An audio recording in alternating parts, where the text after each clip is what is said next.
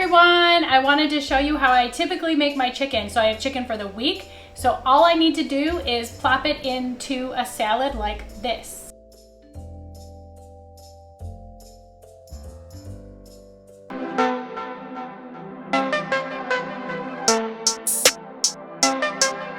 Before I start working with the raw meat, I like to prep the seasoning. This way I touch all the raw meat once and then I wash my hands.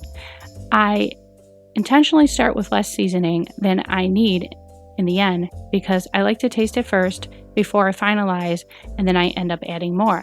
I've been making a seasoning mix similar to this for the last few weeks. I make chicken, but I don't always make it the same way. I like to mix it up from week to week.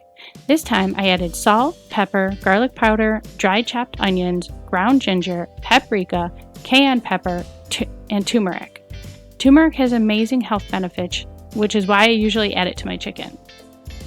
I know these spices sound a bit odd together, but they come together nicely. Mix it all together and take a taste. At this point, I realized I forgot to add the cinnamon.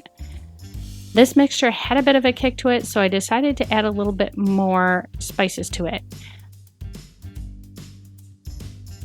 I added some more ginger and I decided to add some everything bagel seasoning. Give it a good mix and taste, and I decided to add a bit more. Go ahead and taste it one last time and it's good. Time to transfer my chicken to the cutting board and dry it off with paper towel before I add seasoning. When I cook chicken breast, I always butterfly it by cutting it in half. This helps the chicken cook faster and avoids having overdone chicken on the outside while having raw meat on the inside. I'm cooking 2 breasts today. Since I typically eat 3 ounces of chicken at a time, this should give me enough for about 4 to 5 meals. Time to add the seasoning. I apply it to each chicken breast, rubbing it in as I go.